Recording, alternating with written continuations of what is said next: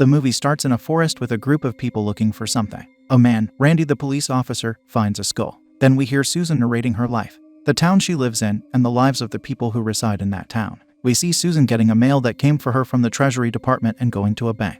She sees a police officer, Randy, looking at her mail, and they make eye contact. Randy gets out, and Susan gets nervous. She gets out of there too and starts walking on the street, while looking back at the police officer who walks to the opposite direction. She goes to her sister's shop and starts looking out of the window. They talk for a bit, then she goes to her house. She asks her children if they ate yet and starts yelling at her ex-husband, Cash, for still sleeping and not giving them food. He asks her why she didn't cash all the check, and she tells her about the police officer. They start arguing because of this. Cash grabs Susan by her throat and slams her to the wall. We learn that they sell and used to make a living in that town. Then we see Susan taking at a party which takes place in their house. She says that she always wanted to leave that town and have a better life. Then we see her seeing Mark Putnam, the FBI agent who's new at the town, and his family for the first time while she's coming out of the pharmacy. She thinks that they must be a dream since they look too perfect for Pikeville. Then we see Mark and his wife, Kathy, in a motel room talking about the cases in that town. They talk about the bank robs and drug dealers. We see Randy sitting and laying his guitar when he sees a suspicious car with no license plate coming to the bank.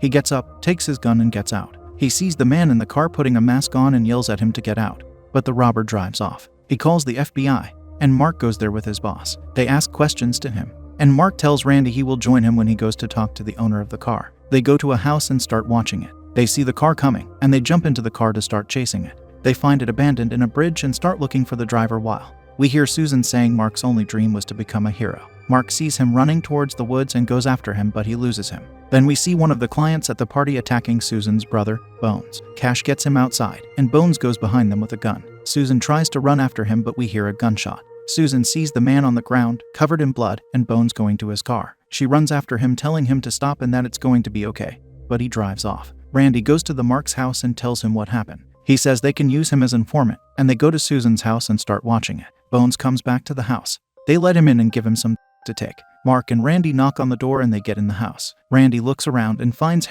while Mark makes them sit down and talks to them. Susan offers a deal, and they take Bones with them to help Cash think about it. Then we see the four of them sitting in a table at the restaurant. Cash tells them his terms for the deal, and Mark gets up, saying he has to make a phone call to his boss about it while Randy tells them his fishing stories. Then the lady that works there tells Susan she has a phone call. Her sister says that they called from the social services for her children. Susan sees Mark behind her when she hangs up the phone. He tells her to bring the car to the restaurant's parking at 7, and he doesn't want to talk to Cash anymore. He wants to talk to the boss. Susan asks if he made social services call them. He smiles and leaves. They go back to the table, and Susan gives him the sign letting him know she accepted it. We see Mark at the parking lot, waiting for Susan. She comes late right when he's about to get into his car. We see them in Mark's car talking. He asks her what's the thing she wants most in life. She says it's treatment and money. Then we see them in cemetery. Susan shows Mark her father's grave, and they talk. Mark asks her about the clients and criminals that Cash knows. She says it's a huge risk for her to tell him these. He says the FBI will get her the treatment she needs, take them to somewhere safe with her kids, and provide them a new, better life. Susan asks if it's really going to happen,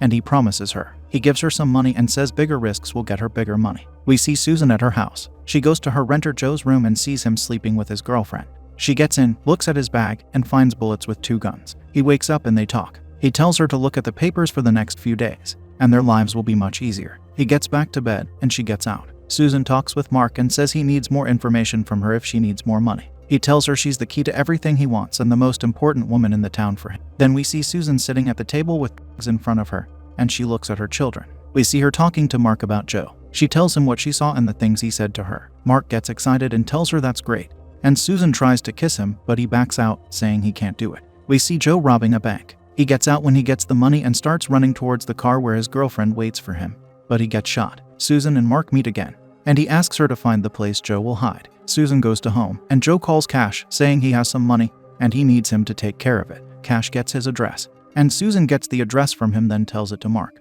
We see the FBI surrounding the house, and Joe tries to run away. Mark goes after him, and we hear a gunshot. Then they arrest Joe, and we see Mark in the car with Susan. They stop at a motel's parking lot, and Susan tells him how worried she was until she saw him after she heard the gunshot. They go to the motel room and get intimate. We see Kathy laying on the bed with her eyes open when Mark tells her they arrested Joe. She says that's great, and we see Susan calling her the next day. She asks for Mark at first, then invites her to drink coffee. They meet and talk about their lives. Kathy says Mark told her about how Susan wants to change her life, and she would love to help her with it. Though we see Susan getting intimate with Mark again. He tells her about his life and his dad. We see a man named Denver coming to Mark's office and telling him about the big smuggling that's going to happen while Susan narrates. She says that Mark spent all of his time on this raid. We see him working day and night for months, while Susan waits for him in the motel room. Then we see Susan going to Mark's office to talk to him. He tells her he can't spend time with her anytime she wants, and he has a job and a family. Susan tells him about another criminal they met, and Mark says he will call her tomorrow, then leaves. Susan goes to her house,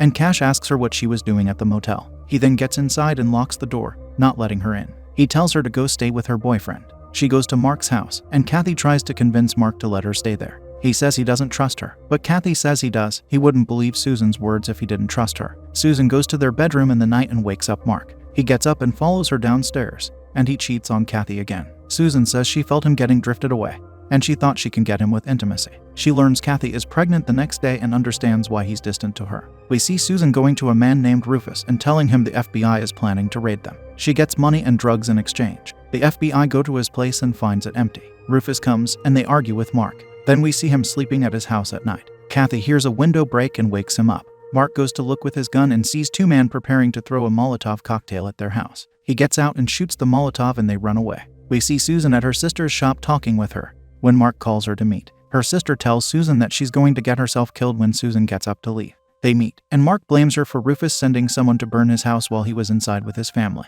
He says he will give her the money if she signs the papers. He would do it in court, but he thought he should do it now. He tells her he doesn't want to see her anymore until the court. She yells at him and starts crying while he drives away. Then she buys herself a new car with the money and goes to her house. Cash asks her where she got the money, and she says she threatened the guy at the motel. She gives him some money and asks if they are even now. He says yes and gets inside, but we see him beating her up in the night. He keeps asking her about the money, and she finally says she slept with the man. We see her getting put in the ambulance and taken to the hospital. She sees Mark when she opens her eyes. He gives her the get well card that Kathy sent. They talk and he goes to leave, but Susan stops him, saying she doesn't know what to do without him, and he turns back, closing the door. Then we see them taking Susan to court to testify. Mark tells her she just needs to tell the truth, and she nods. Then his boss introduces Mark to his new partner, Bob. Susan gets to the courtroom and they ask her questions. She answers them and makes eye contact with Mark. She says if a man tells you that you are doing the right thing, you are doing what is right for him. We see Susan in one of the FBI's safe houses. She calls Mark to talk to him and invites him inside.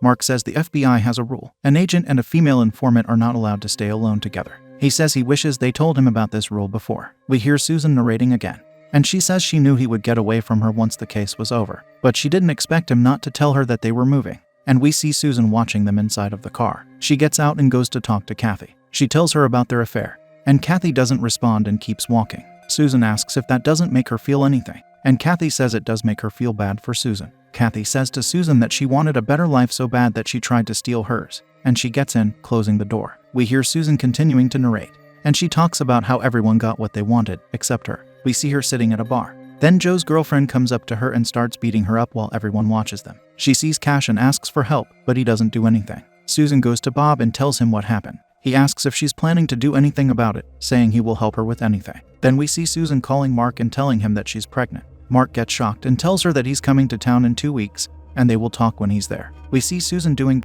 and waiting for him in a motel. She looks out of the window and sees him park his car. She goes out to the stairs and asks him what took him so long. They start arguing on the stairs. Mark asks if she ate anything. He tells her they will get her some food after he puts his bags in his room. They continue to argue when Mark buys her food. Mark says he doesn't think she's 5 months pregnant, and she answers saying it's because of the drugs. He asks if she ever thought about abortion. She shakes her head as no one gets into the car. Mark asks if they can talk calmly this time, and she says he was supposed to save her, he promised. Mark asks about what she plans to do. He asks if she wants Kathy and him to raise the baby. Susan gets mad and yells at him while attacking him. He loses control of the car, and they get off the road. Mark starts yelling at her, and they continue to argue. Mark says he wouldn't let his children grow up with her. Susan gets mad at him for saying this, and they start hitting each other. We see Mark back at his house but constantly thinking things. He finally decides to talk to his wife and wakes up Kathy. She asks what it is, and he says it's about Susan. He says that he's sorry, but it's worse than she thinks. Kathy asks if she is pregnant, and Mark says yes and there's more. We go back to that night and see Mark getting on top of Susan and covering her mouth.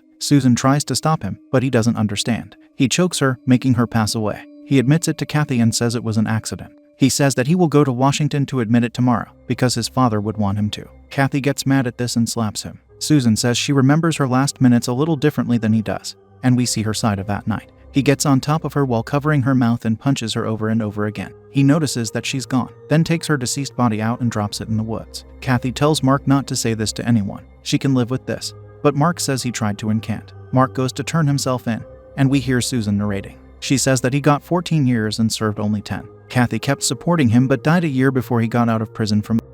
She says no one believed he would do this, but they found her remains where he told them they would be. We see her sister and Cash coming to identify her. Susan says the worst part of being gone is that she has a lot of time to think. We see Mark's interview where he talks about what happened, and the movie ends.